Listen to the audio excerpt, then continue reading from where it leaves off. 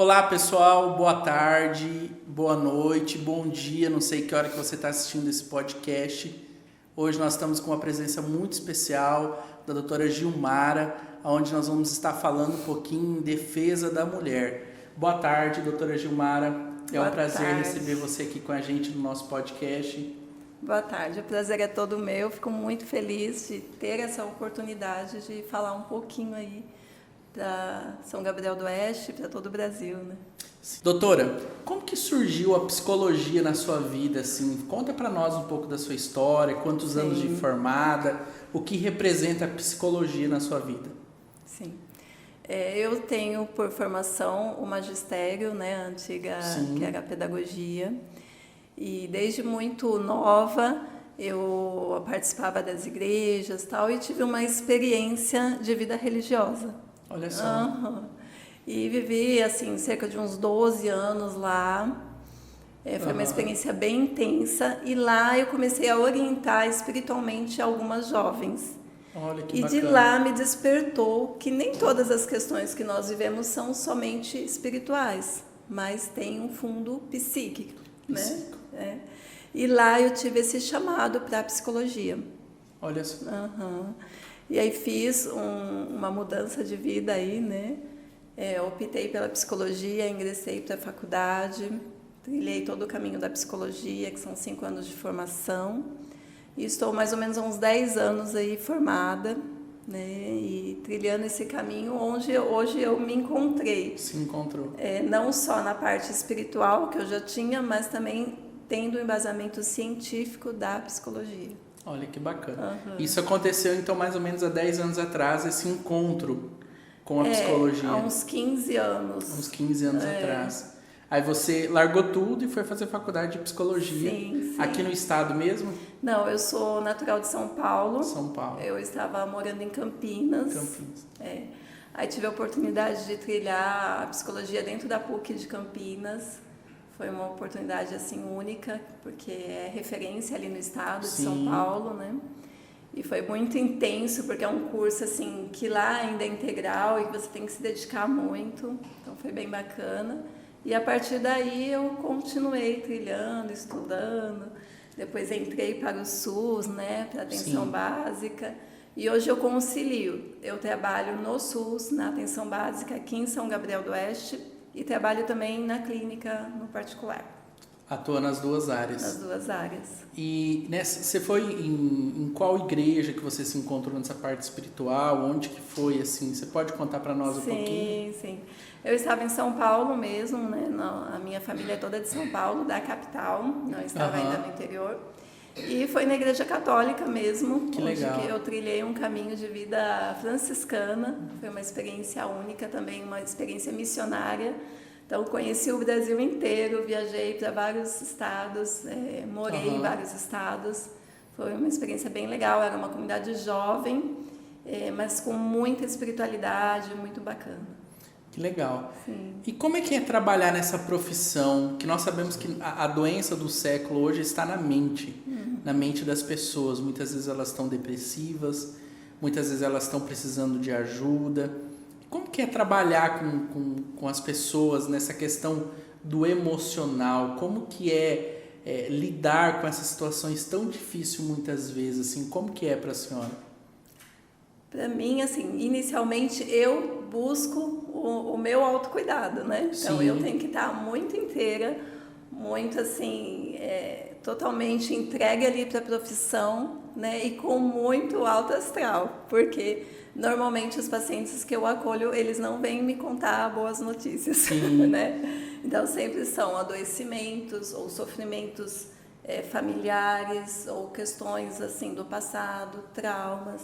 Então assim, o profissional ele tem que estar muito entregue, bem estruturado bem emocionalmente. estruturado, vamos dizer, com a sua terapia em dia mesmo, né? E ter muito bom humor, muito alto astral para conseguir levar as coisas com uma certa leveza.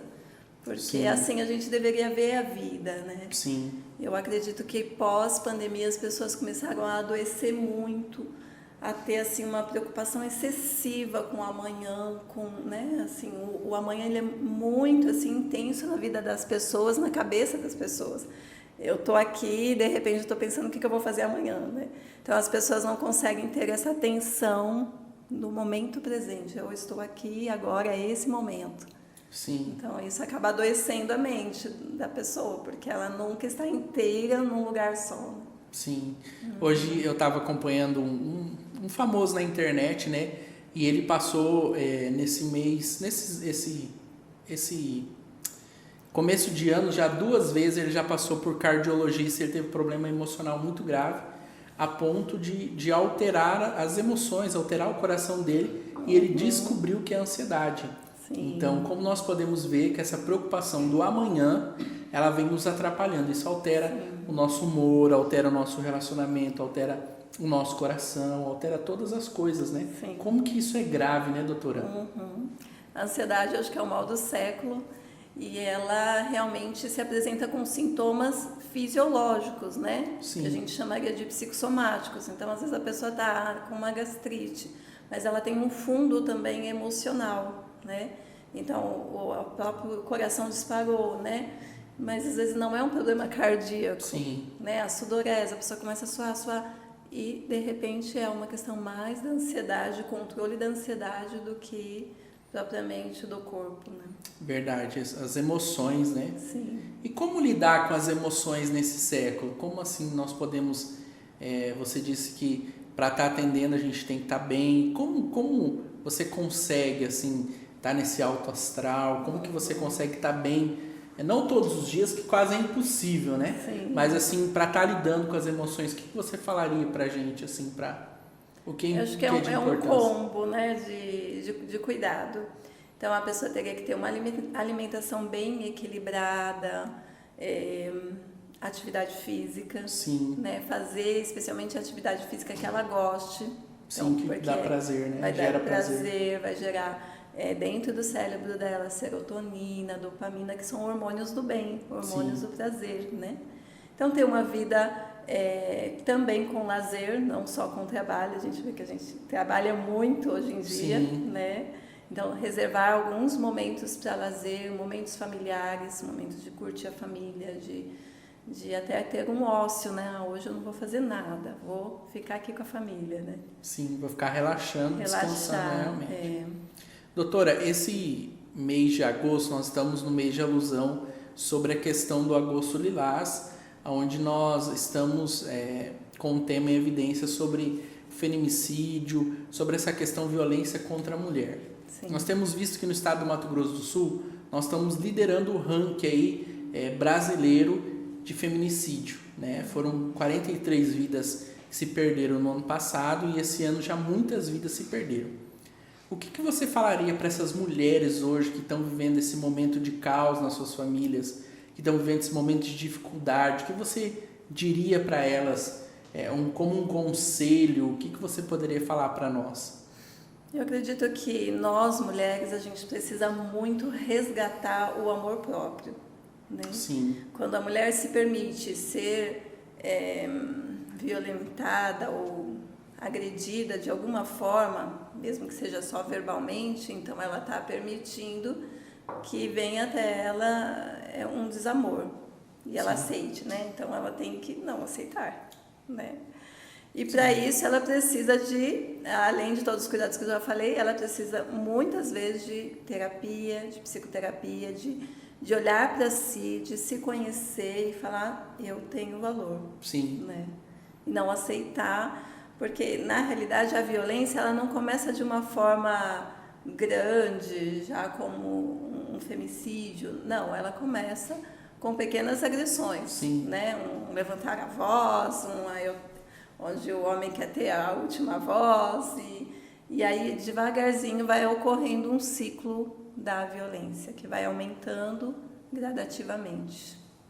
Olha só. Então, é de muita importância as mulheres começarem a observar como que está o relacionamento com elas, né? O relacionamento com o seu esposo, com o seu cônjuge, porque nós sabemos que elas, como a senhora acabou de dizer, nós precisamos ver como está o nosso amor próprio, né? Acho que é um tema muito importante de ser falado, porque muitas vezes, ouvindo-se alguns casos, muitas vezes as mulheres falavam, ele me bate, mas ele diz que me ama. Sim. Muitas vezes nós ouvimos isso.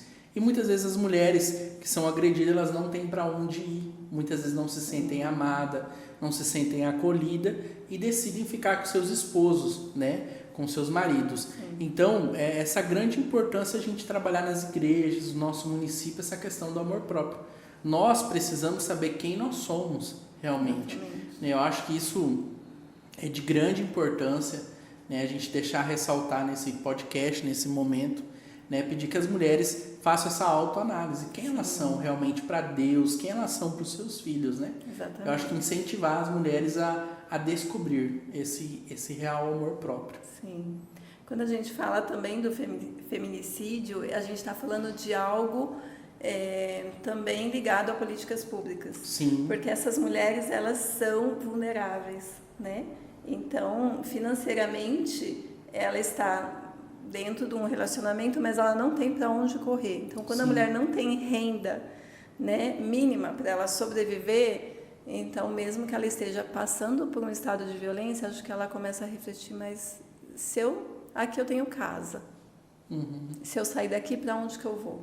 Eu vou morar como? Eu vou comer como? Vou sobreviver como? Eu vou sobreviver como? Então, assim, envolve uma questão também aí de políticas públicas, de Sim, empoderamento da mulher, né? Eu acho que a mulher já está em muitos campos aí profissionais, a gente tem avançado, né? Foi um grande avanço, mas ainda existem, a gente não pode negar que existem mulheres que ainda são dependentes financeiramente, Sim, às vezes, dos seus esposos. esposos. Doutora, hoje na maioria dos seus pacientes, tanto no público como privado, são mulheres? A grande maioria. A grande maioria. Mas isso eu acho que é um ponto positivo para nós, Sim. porque a mulher tem uma adesão maior ao autoconhecimento e à psicoterapia. Então, assim, existem muitos homens hoje adoecendo, mas até chegar ao ponto, eu quero me cuidar. Eu preciso. É um processo, né? A gente vê hoje, assim, dentro dos casamentos, alguns homens, por exemplo, eu não vou me cuidar, ou não quero nem a medicação, nem a psicoterapia, mas eu quero o álcool, eu quero a cervejinha, né? E não de uma forma, assim, descontraída ou socialmente, mas ele quer de uma forma mais compulsiva, todos os dias eu tenho que beber. Sim. Né? Então, acaba utilizando o álcool como se fosse um anestésico. Né? Então, você vê que há muitos problemas emocionais também nos homens. Sim, com certeza. Mulheres. Então, a maioria das suas pacientes são mulheres no nosso município. E essa questão que vocês trabalham sobre o grupo de terapia na Prefeitura Municipal, como é que funciona isso? Que é um trabalho que vocês fazem aqui no nosso município. Como que funciona esse trabalho? A terapia comunitária integrativa, ela é uma proposta do SUS, justamente para acolher essa alta demanda. Como a gente tem muita gente, então foi criada, ela foi construída por um psiquiatra que é do Nordeste, e ela tem todo um protocolo a seguir. Então, normalmente o psicólogo coordena, né? E as mulheres acabam uma se apoiando, uma ajudando a outra, é um momento bem bacana. Ela não é como a psicoterapia individual, que o paciente vai e conta toda a sua vida, né? Normalmente ela é uma terapia temática. Então, no dia é elegido um tema. Hoje vamos falar sobre a violência doméstica. Então, algumas colocam a sua fala de algum sofrimento que já passou. E aí o grupo apoia, o grupo dá testemunho. Então, entre elas mesmo, vai ocorrendo uma autoajuda, bem bacana. As mulheres são mais parceiras nisso que os homens? O que você pode fazer essa análise? De se ajudar nessa questão de terapia, de ajudar em conselho às suas amigas, ou os homens são mais parceiros? O que você pode dizer para nós? Eu acho que depende, né? Depende muito. É muito difícil a gente julgar assim pelo gênero, não. Acho que depende da personalidade do homem e da mulher, né? Existem homens super parceiros que se ajudam, que são amigos, né? Sim. Existem grupos em igrejas onde só homem, né? Que oram juntos, que participam. E há mulheres também muito parceiras, né? Então depende muito.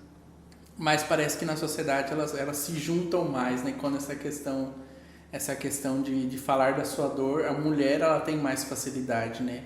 Não sei se você pode analisar isso no seu consultório também, mas parece que as mulheres se abrem mais fácil. Ela tem esse dom de jogar para fora, né? A dor dela falar aquilo que está se passando do que o homem. Né? Eu vejo isso por mim, né? Nós eu homens... acho assim, em termos de personalidade, talvez o homem seja mais objetivo. E a mulher, ela é dada a subjetividade. Subjetividade é o sujeito, é aquilo que age mais intrínseco, mais interno. Então ela tem mais facilidade com o mundo do inconsciente, do interno, das emoções. Né? Sim. E aí o homem talvez ele se policie mais e queira ser muito razão, não, isso é certo, né?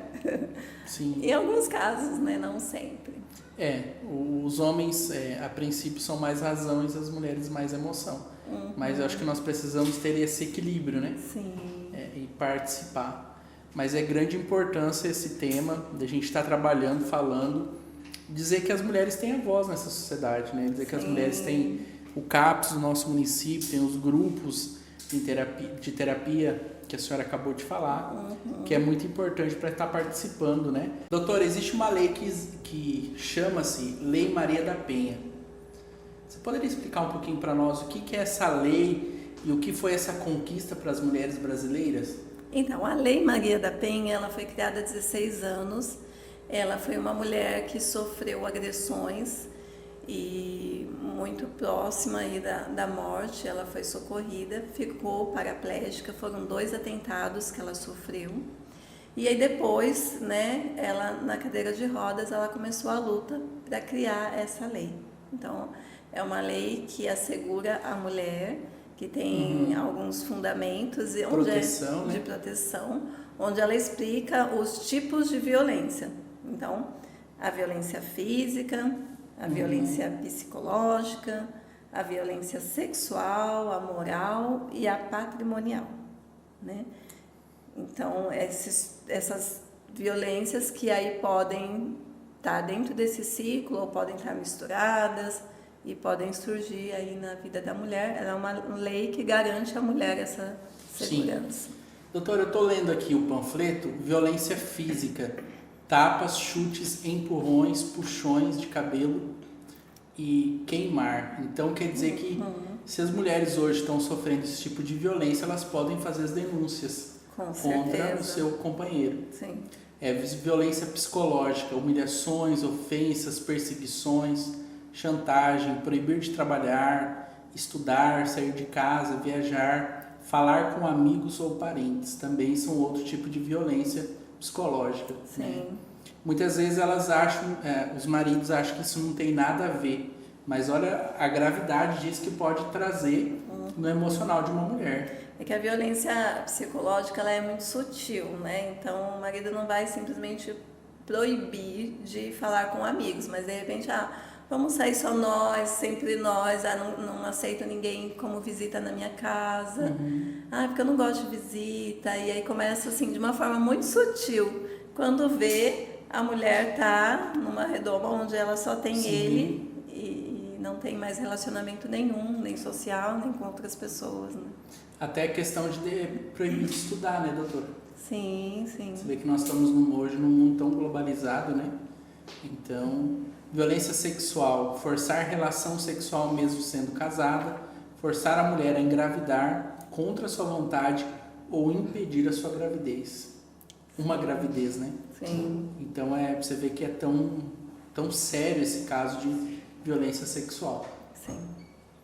Violência moral, quando o agressor divulga falsamente um crime que a mulher não cometeu, quando atribui fatos que mancham a sua reputação, quando ofende a dignidade da mulher.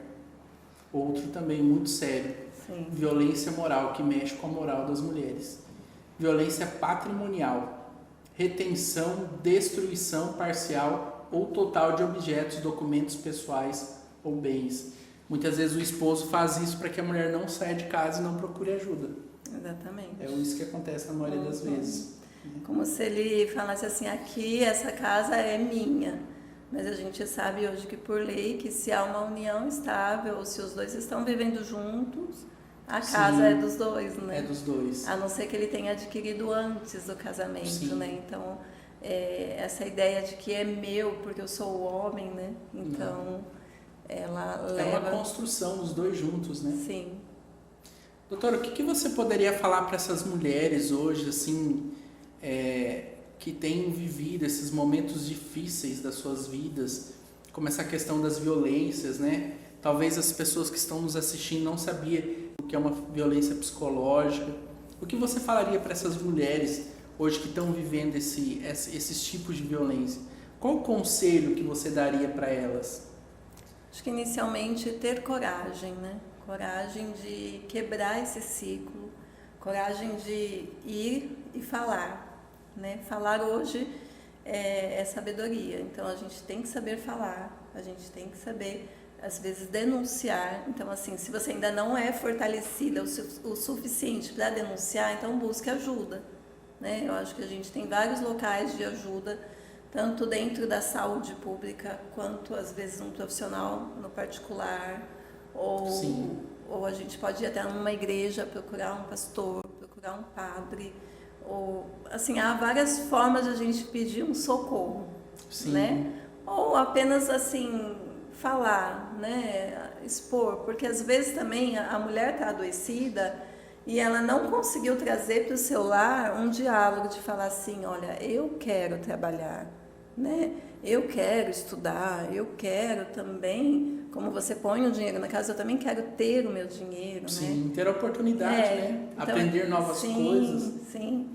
Então, assim, sair desse ciclo de que eu não sou capaz, eu não posso, eu tenho menos valor que o homem. Não, nós temos o mesmo valor, né? Homens e mulheres. Sim. Essa grande importância de procurar ajuda, né, doutora? Sim. De não ficar com esses problemas só para você, de falar e ir até as pessoas. Como a senhora citou muito bem, nós temos várias igrejas no nosso município, tanto a igreja católica, que tem os encontros, acampamento, que é de grande importância para que essas mulheres vão buscar ajudas, né? Sim. Não ficarem sozinhas, sofrendo e até, quem sabe, um dia até perder a vida, né? Sim. Então, quanto é sério isso? A gente pôde ver no nosso município algumas meninas, adolescentes, jovens perdendo a vida aí com essa questão dos seus ex-maridos, namorados, que acabaram matando a vida delas, né? Matando a própria vida delas. Então, para nós vermos que hoje está do nosso lado. Sim. Essa violência. Então, a gente precisa fazer políticas públicas também e dar incentivo a essas mulheres para que essas mulheres procurem ajuda realmente todos os dias. Com certeza. São temas muito importantes, né? E esse grupo de terapia intensiva que vocês têm na prefeitura toda semana, como é que funciona lá? Ele é semanal, todas as quarta-feiras, às 14 horas, nós nos reunimos, né? Os encaminhamentos, eles são via médico, então o paciente precisa ir ao médico na sua unidade de saúde mais próxima e pedir um encaminhamento ao psicólogo, né? Então aí ocorre uma triagem para entrar nesse grupo. Sim. Né? E você faz atendimentos na prefeitura também para crianças, adolescentes? Como Sim, que é? Aí na prefeitura, ali na atenção básica, estou eu e mais uma psicóloga. Nós atendemos todos os públicos, né? Mulheres, homens, crianças e adolescentes. Muito importante, né? Sim, muito. E a questão do particular, você também faz atendimentos aqui no nosso município? Sim. Eu tenho tentado aí conciliar, né, com toda a agenda, mas assim, eu atendo alguns pacientes, é uma agenda um pouco mais restrita, até para manter a qualidade, né, do atendimento, que eu acho que eu prezo muito por isso, da gente atender bem, né? Mas estou atendendo particular também. Sim. Além disso, eu faço um trabalho de escrita de livros, que eu gosto muito de escrever, então assim, tenho desenvolvido com uma editora um trabalho de livros. A senhora já publicou algum livro ou não? Eu vou lançar ainda um livro físico. O que eu fiz foi só digital. Olha, que legal. Depois manda para nós o link que a gente coloca na descrição do vídeo, né? Como que chama o livro? O livro que vai lançar é Histórias para Mulheres Ansiosas. Histórias para Mulheres. O que a senhora já lançou? Aquele e-book é Fazendo as Pazes com a Sua Criança Interior. Ele é um livro de escrita terapêutica. O que seria isso? Vamos dizer, pessoas que não gostam da terapia podem adquirir o livro e fazer um exercício. Então eu vou conduzindo a pessoa no exercício, dela pensar em si mesmo, e ela vai fazendo uma espécie de um diário. Sim. Como as adolescentes antigamente tinham aquele costume, né, de fazer um diário, e quando ela vê aquela emoção escrita, aquilo dá a ela o processo de autoconhecimento e é muito bom também. Doutora, como que, falando nessa questão das pessoas que não gostam de falar, quando você recebe um paciente, talvez indicado por médico, ou a mãe, o pai levou, e ele tem dificuldade de, podemos dizer, abrir o coração, falar dos seus problemas, qual que é o método assim que você faz, como é que funciona? Porque nós sabemos que muitas vezes as crianças chegam abusadas, foram torturadas ou muitas coisas assim. Como é que é o trabalho, né? Não a técnica, como é que é o trabalho para essa questão, para as crianças estarem falando das dores delas? O trabalho com criança, ele é um trabalho diferenciado, então ele é um trabalho mais lúdico. Então a gente brinca junto com a criança e tenta penetrar naquele mundo que é um mundo maravilhoso, né? Então assim, a gente desenha, então através dos desenhos a gente consegue perceber como estão as emoções. Então hoje vamos propor um desenho de família. Então as crianças ali no desenho já colocam alguns sinais de como estão, né? Então o trabalho terapêutico com criança, ele vai mais nessa linha do brincar junto, do interagir. Eu gosto muito de fazer uma orientação parental, porque muitos problemas das crianças vêm dos pais. Sim, então escutar os pais, orientar, né? E a questão do adolescente também é um método parecido ou não? Os adolescentes? O adolescente, assim, ele é um pouco mais difícil de verbalizar, ele já não gosta mais de brincar, né? Então, e ele tem essa dificuldade de verbalizar. Como ele está num processo de formação da personalidade, ele é, assim, realmente um desafio, né? Mas é possível, eu acho que, assim, com empatia você consegue cativar. Conquistar, né? Conquistar. Então, entrar um pouco no mundo deles, da realidade deles, falar do mundo digital, que é o que eles gostam, né? Falar como que foi, o que você está fazendo de legal. Então, entrar um pouco na fala deles, para eles conseguirem se abrir. Quanto tempo já que a senhora está atuando aqui em São Gabriel do Oeste, como psicóloga? Aqui eu cheguei recentemente, desde outubro, estou aqui. Há pouco tempo. Há pouco tempo, Mas é um trabalho árduo, né? Sim. Ser psicóloga, ser a pessoa que vai entender o problema do outro e direcionar, ajudar a romper. Né? Sim. Eu acho que é uma dádiva, é uma luz de Deus, isso eu acredito nisso. Não sei se a senhora pensa, talvez, dessa forma, como algo divino de Deus realmente para abençoar pessoas. Eu acredito que é assim, mais do que só uma profissão, é um propósito, né? Sim. Um propósito de vida. E realmente é Deus que nos abençoou para a gente ter essa energia, ter essa força de escutar os problemas, ajudar a pessoa a digerir, ajudar a pessoa a abrir a visão dela e ver um pouco de uma outra forma, né? Então, sim, é uma dádiva de Deus mesmo. É uma grande importância, né? Você vê que Deus, ele vai surgindo nas pessoas o propósito e colocando as pessoas certas, né? Direcionando para as pessoas serem atendidas, fazerem o trabalho dela, né? Sim. E teria mais algum assunto acerca do Agosto Lilás que a senhora gostaria de falar nesse momento? Alguma dica, alguma coisa que é de grande importância na psicologia para você, assim? Eu tenho trazido, assim, para as mulheres, que é uma fala que a gente sempre repete nos grupos de terapia, que quando a boca fala, o coração sara, né? Então, quero empoderar essas mulheres a realmente falar, né? Porque se você não falar, o corpo vai adoecer, né? Aí vem os sintomas. Mas se você fala, o coração sara, né? Então ele se recupera, ele encontra novas forças para reagir diferente, né? É engraçado que dentro da violência, às vezes a violência parte do homem, mas a mulher pode entrar também, né? Sim. Então ela ter esse autoconhecimento para ela não permitir não ser violenta também. Né? Sim.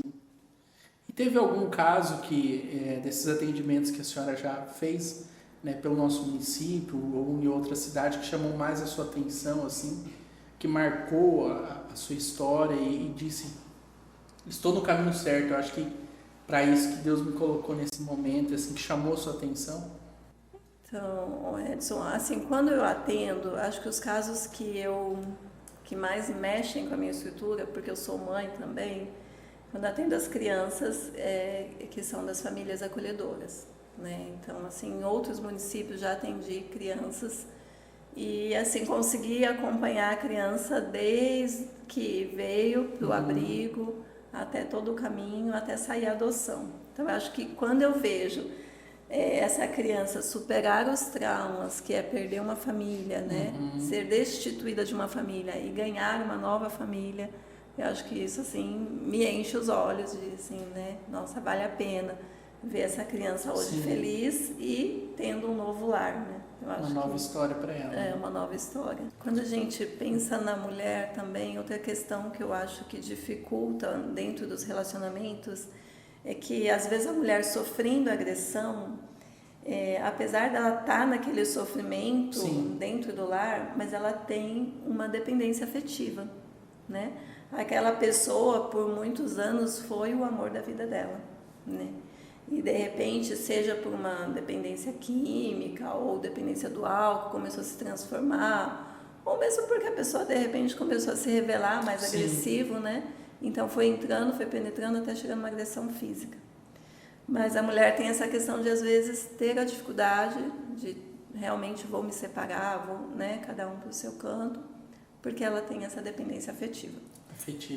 Aí é algo que a gente tem que trabalhar, né? Porque nem sempre é só um amor, realmente é o amor da minha vida. Não. Os anos foram se passando e ela criou essa dependência e ela não tem muito rede de apoio, ela não tem muito para onde ir, ou o que eu vou fazer da minha vida, né? Então acaba que ela tem esse apego afetivo com o parceiro. Né? É o parceiro. E muitas vezes, igual a senhora falou, não tem para onde ir, né? O que eu vou fazer? Eu amo, mas permaneço. Sim. Né? Então, é muito difícil, né? Sim.